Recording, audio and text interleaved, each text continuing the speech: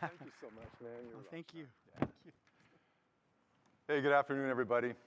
I cannot tell you how excited I am about this, right, and what a privilege it is to be here. I'd like to start, as I often do, with a few words in Hulkaminam, which is the indigenous language where I come from. Asiyam nat siya skip aikwana silamnala its kakip atanakwel tun I at masquium slawatu squamish tamach. I squalo no ni at sitsoatl ni at siais. So what I'm sharing with you in my halting Hunitam Hulkaminam is that it's a privilege for me to be here on the traditional unceded territory of people who've been stewarding salmon for millennia. And it's a privilege for all of us to be here and acknowledge that. I'm also saying that it's a privilege and it's special that we are here for one purpose. We're here to work together collaboratively for salmon. And it's very, well, it's rare. This has probably never happened where I'm standing in front of a room of 400 people who are here with a common purpose and a common passion. And it's very special, and I'm just acknowledging that. Before I jump into the presentation, and I'd like to tell you a little bit about the PSADS process and what we've got out of it, I'd just like to ground things a little bit. Like, this has been 2 crazy days, 2 wonderful days, 2 days that I'm never gonna forget. But after this, I'm going home. I'm gonna take a ferry, I'm gonna go to Vancouver Island, I'm gonna drive south, and I'm gonna cross the Cowichan River. I'm gonna smell fish. Because we've had 200,000 chum salmon swim up the river in the past 2 weeks. And I'm not a mathematician, but they're 4 or 5 kilos each. That's probably over 1 million kilos of salmon have swum up our 50-kilometer-long river. And if you and I were to take a walk on that river in 8 weeks, we'd be lucky to find a jawbone or an operculum plate.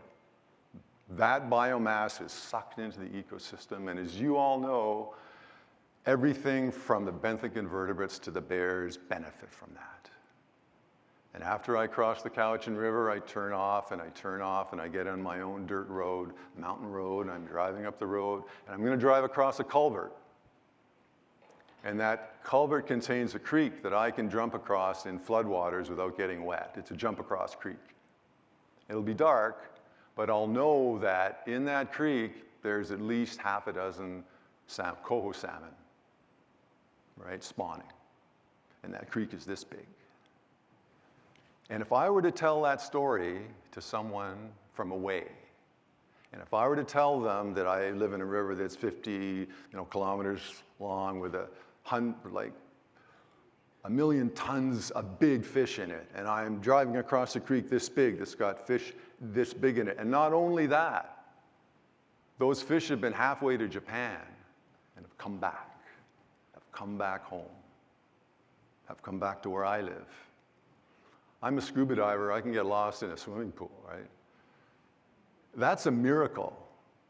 And if I told that story to someone from Poughkeepsie, like, or Portugal, or Puerto Rico, they would think I was crazy or as a liar, or both. And that's what we're working with, and that's what we can't forget, right? That's the miracle of salmon. And that's what all of you work so hard for. And that's what the PSADS process was about. So I just wanted to take a minute to kind of talk about that, right? This isn't all about process. It's not all about science. It's about both, but it's about salmon. So I'm going to try and figure out the technology here. 25 minutes, I'd like to talk to you briefly about the Salmon Action Dialogues. I'd like to talk about how that led me to have many, many conversations with our colleagues south of the border in Washington State, some of whom are here today.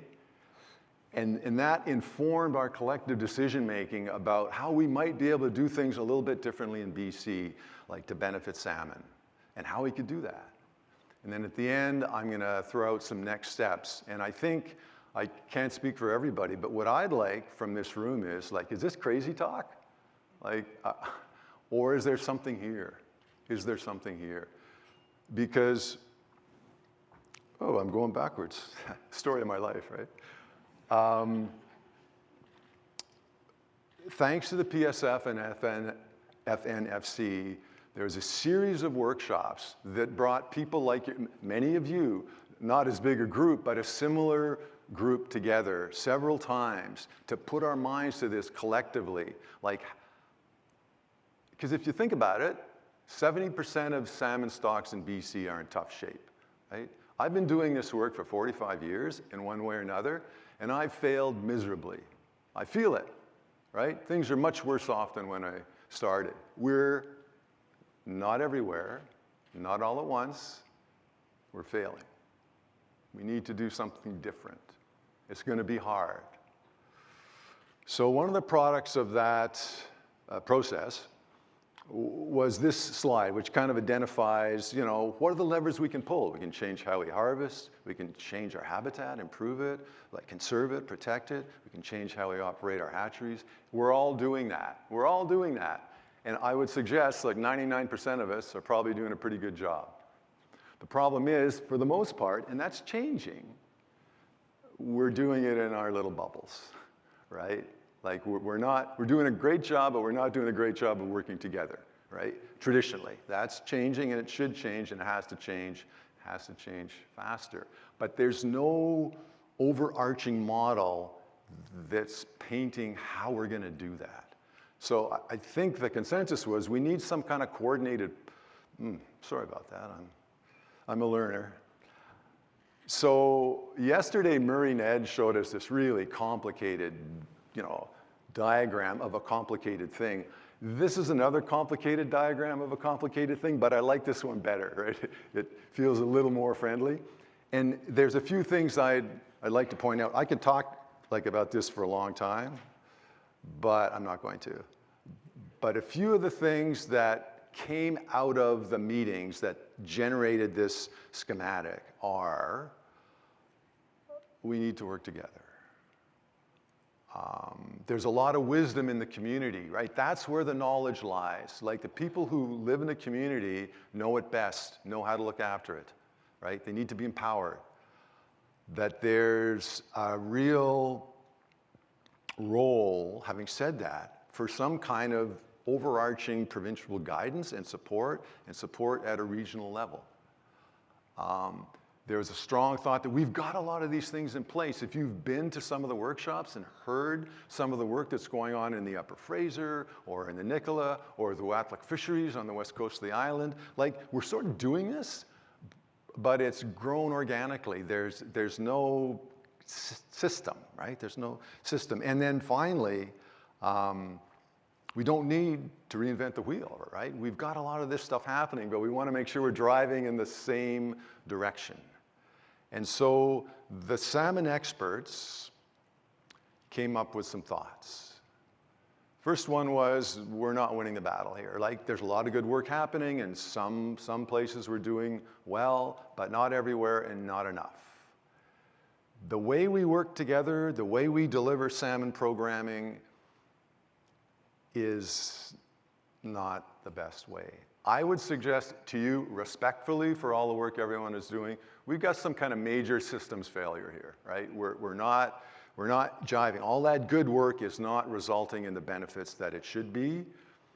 And that one of the things that came out of the folks at that meeting is we see a need for a system that empowers decision-making and expertise at the watershed level, but that provides coordination and support at a regional level and has some kind of guidance at a provincial level. And I'm going to get into all that stuff, but you don't have to look very far to find a system like that, the Washington State Salmon Recovery Model. And I was asked to speak to people down there. I had 11 really frank conversations with excellent people that were very upfront with me about what was working and what wasn't working. So I'm going to squash 30 hours of conversation into 3 slides. This first slide is really quickly how it works. There's a governor's salmon recovery office in Olympia. There are 4 or 5 state employees there who represent salmon, who are salmon advocates at the state and the federal level, and who coordinate the work across the state and report out. There are 8 regional organizations. You'll see them in the picture, from Upper Columbia all the way down to Puget Sound and the coast. Those organizations do recovery plans, 1 recovery plan process for each region, not 2 or 3. And they support the work of what they call watershed entities, which I'm going to call watershed organizations. Sorry, lead entities, which I struggle with. And that's where the work happens. That's where projects are selected, projects that fit into a system that everybody knows and understands, right? Those regional recovery plans, I'm going to talk about that. And everyone understands what the priorities are and how that works. So that's the system, quick and dirty. So what are the takeaways? A few things that are different and significant. The Washington State recovery structure was created by law. It's legislated. It's not something that changes when there's an election or changes when the funding runs out. It's the law. That's pretty significant. The work at the state level, I think Eric's here, and he might like to hear this, but the Governor's Salmon Recovery Office, when I asked the folks with their feet in the creek, right, what do you think about those guys up in Olympia, right? Like, is that kind of helpful to you guys? And I was half expecting them to say, well, if that money was here on the ground, we'd do a lot more with it. Without exception, they said, they're our champions. They represent salmon. We need those folks. They're in fact fighting for us, and actually heard in the corridors of power, right? So there's a real function for salmon champions and an overarching role at the provincial level. Another key is those organizations, both regional and at the watershed scale, they have guaranteed core funding, not project funding, but funding to keep the lights on. And when I look out here and I see all of you who work in watershed organizations that write proposals every year, right, to try and keep alive, the value of that, of at least having like a bum in a seat that's guaranteed. You've got a coordinator, right? You don't have to look for money. That is super valuable, and they have that in Washington State. And then finally, even though it's a structure that's mandated by law, flexibility is built in. So if you live in the Upper Columbia, you're not going to have the same system as someone in coastal Washington. If I'm from Haida Gwaii, I'm not going to have the same needs as someone in the Thompson River, right? We've got to have flexibility, but the fact that there's a structure with certainty that's not ephemeral, that's not tied to election cycles, is massive. There's a couple of red flags too. The mandate piece. In Washington State, the state has the mandate to manage salmon. The feds have the mandate to manage species at risk. Most of the populations in Washington are listed. So both levels of senior government have a mandate. Of course, here in Canada, it's different, right? The feds have the salmon mandate, and the province has a mandate for everything that affects salmon. Water, forestry, mining, linear development, residential development. So that's probably a tough kind of formula unless there's a really close relationship. And in Canada, as Stu has very articulately said, the nations, I feel, are going to lead this, right? They have rights and title.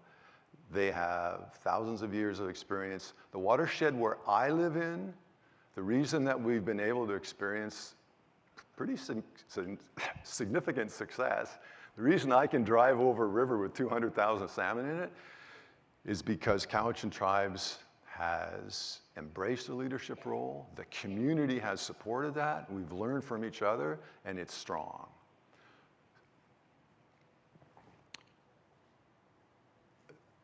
there's a question of this passing a law. Of a forcing mechanism. So if we want to change, we need some impetus to do that. What I would say is the work that Stu has done, right? That trilateral agreement is massive. When we started doing this, that hadn't been signed, and I didn't say this to Stu. This is my inside voice, was good luck with that. It's done, right? It's done. We can do this, right? We can do things differently. And it would be nice to have legislative tools. I think we need them, but we don't have to wait for them, right? Salmon can't wait. We need to build this thing out. The last thing I'll say is on scoping. In Washington State, with the Bolt decision, right, harvest and hatcheries are by law a G2G, or what we would call a G2G decision. So this salmon recovery strategy deals mostly with recovery work, habitat restoration work. And I think that's a good place to start. I think it's a bad place to finish, right? So I think that's an easy place to start, but I think to really turn the salmon picture around here in BC, we need to expand it. If we have people in the field restoring habitat, they can be counting fish. We have guardians that are doing that kind of work now, right? If we're doing that and we have a presence on the ground, we could start looking after habitat, right? We could start addressing some of the issues Bruce was talking about like observance and compliance and follow-up, right? In the Cowichan Valley, our Guardian program, and here's a picture of Wayne Page Jr., one of our guardians, with Stuckwe, a giant dancing salmon, which we also have. Those guardians have a mandate by DFO. They're enforcement officers, right? We need that presence on the land.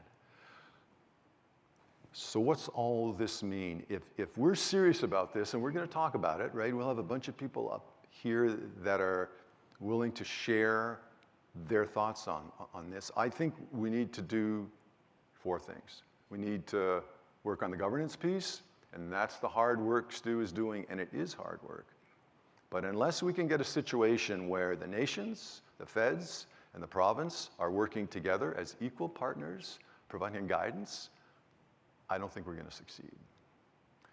Having said that, that's going to be work. So while we're doing that, we could build out this model that kind of builds on existing structures that are struggling because they're ephemeral, right? Because the funding comes and goes. There's no permanence. If we can build a framework to hang all the good work that you're doing on that doesn't go away and that's there for you and there for salmon, that would be a huge win.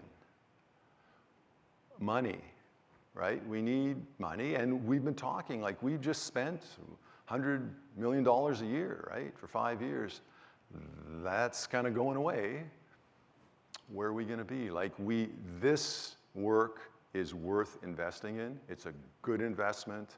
It's not a question of value. What's the value of salmon to BC, right?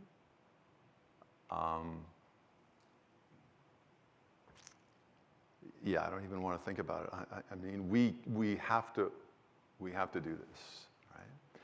And commitment. And that's what I speak to. We need some kind of commitment so that every election cycle, every 5-year funding program, we don't see huge shifts. We need a commitment from the nations, from both levels of government, that over the long term, we're serious about salmon. Is that going to be hard? Yes. Is there an option? No. We need to do this. We need to do this. So really, really quickly, what could that look like? What could our model look like? I see watershed scale, and I'm just going to riff on the picture a little bit in that this is a group I work with on the Coxsila, where we're doing the province's first water sustainability plan, which is going to take advantage of legal tools that we can change how we manage water and how we manage land. And there's a lot of unknowns there. But I look at that picture, and that's the picture of the future. A process that's being guided by the knowledge of elders, that's being supported by people from different cultures and different backgrounds, bringing different things to the table. There's Indigenous youth involved in a guidance role. Everyone's working really hard at that, and it's a different way of doing business. So At the watershed scale, what we're looking at is recovery plans, right, are developed in the regional scale. So groups like Marine Eds, like Gord Starrett's, right, develop recovery plans. And then at the watershed scale, they could be tweaked. For instance, if Uatlik Fisheries has a Chinook recovery plan, maybe in the Clayoquot Sound, like it needs a bit of shifting, right? That's where the decisions would be made, prioritized by the watershed plans on what work happens, right? What gets funded. And there would be a technical group there that's made up from local subject matter experts from the nations, the agencies, academic institutions that would make those decisions. And there would be a full-time, permanent person to coordinate that, who wouldn't have to look for money. And what would that cost? Not very much money. If we had, 40 to 100 watershed entities, most of you are out there already. We don't need to reinvent the wheel. If each one of those organizations got $140,000 a year, it's like 5 to 10 million. It's nothing, right? It's nothing to have that permanent infrastructure to roll out programming. At the regional level, we're looking at where the recovery planning happens. And I just went to a really excellent workshop downstairs before lunch, and to see like Carrie and Ken standing beside each other, right, delivering that. I mean, that is great work, and that's the kind of work that has to happen at the regional scale, but it can't be work that is going away next year, right? We've got to do that work. And I see at that level, at the regional level, the board I work for is not subject matter experts. It's leaders from our community. It's the chief. It's the mayor, it's the chair of the regional district, it's our public health officer.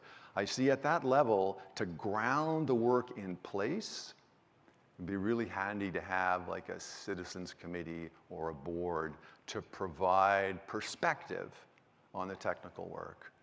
And again, that's where you could have some technical expertise available to all the watershed entities, an engineer, a biologist, hydrologist. So if you had 14 regions, $500,000 would pay for that. Like it's $7 million. It's not a lot of money.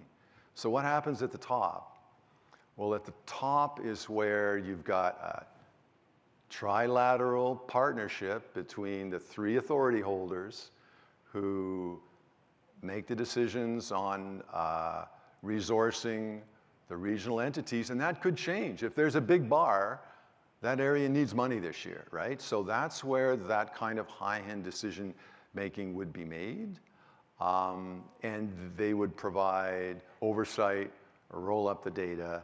So really quickly, this is not a hierarchical model that we've been gaming on, right?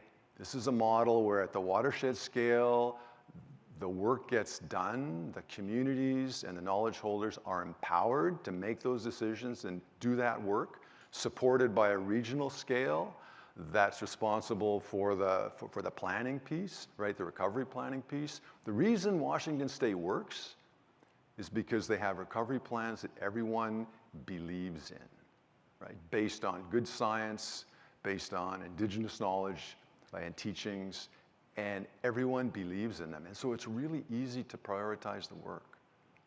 And then at the provincial scale, you'd have the high-end oversight, you would have like empowering of the others. And those would be underpinned by these coordinated restoration plans and core like funding. So nobody wants to look at a table with like numbers on a Wednesday afternoon at the end of a workshop. The only reason I put this up there is to show that it's affordable, right? I mean, PSSI has been spending $100 million a year, doing really good work, and it's going to go away. If we had that amount of money and invested in a system that was permanent, that would allow each watershed organization a couple $1 million, right, to do work every year, right? With a permanent setup that would allow us to hang the good work you are doing in a structure that's not going away. And I'll tell you something. I've been around for 45 years on the delivery end of work, and I haven't thought about this beforehand. I bet you I can name you 10 funding programs that have come and gone, in my life. EBAP, Freddie, Son of Freddie, Fisheries Renewal at BC, Urban Salmon Habitat Program, HRCEP, HWI, SESI, ARF, HSI, BC SHRIF, PSSI, there's a dozen, right? Just imagine if there was a system like this set up to receive all that money. So we didn't have to staff up, we didn't have to create a work plan, we didn't have to do any of that stuff. We're like locked and loaded, baby, ready to go, right? In my mind, those resources would be well spent. So where are we going with this? Maybe this is crazy talk, and like that's where the feedback's going to be helpful. But I think that Stu needs to continue that hard work, right? I think that needs to happen. And I think in like many of the speakers here, you know, Marcel and others have kind of talked about how we're really, like the work Murray Ned is doing, like we're getting there, but we have a ways to go. And we need to do that work. If there's any sense to this at all, I think we need to create a team with representatives from the Crown governments and First Nations and the broader salmon community to kind of continue this thought piece, right? Continue thinking about this. The scoping piece is going to be big. My personal feeling is it's going to be easy to start with restoration, right? Because there's no controversy there. But if we have this structure in place, we'd be fools not to utilize it for stock assessment work, habitat protection work, right? We can do this. I think that we need to get advice and guidance from the people that are doing this work already, from the AROM groups, from organizations in Atlic Fisheries, I'm aware of Atligay. Like, there are groups all over the province I don't know about, that I've met and heard about. They're doing this right now. But imagine if we could lock that in. So we need to reach out to those folks and, you know, get their opinion and their help and guidance, right? Or maybe they think it's crazy, but we need to know that. And we need to figure out the geography of this. I think that's going to be really easy, right? Because there are other organizations that have already thought about that. And this recovery planning, I went to this awesome workshop just before lunch, like downstairs, about recovery planning. So, and it's, for someone like me that's not that smart, it's a bit confusing because there are different groups within the same agency or different agency doing different kinds of recovery plans. And one thing that Stu's told me that I really believe in is we need one recovery plan, right, for each region. So you can read this, but I just wanted to recount, in closing, a conversation I had with my buddy and my boss, member of the Watershed Board, Tim Kochiski, River Cowichan Tribes member, last night. And Tim is one of my Hulkaminum teachers. And he taught me a phrase last night. Natsa alta shech.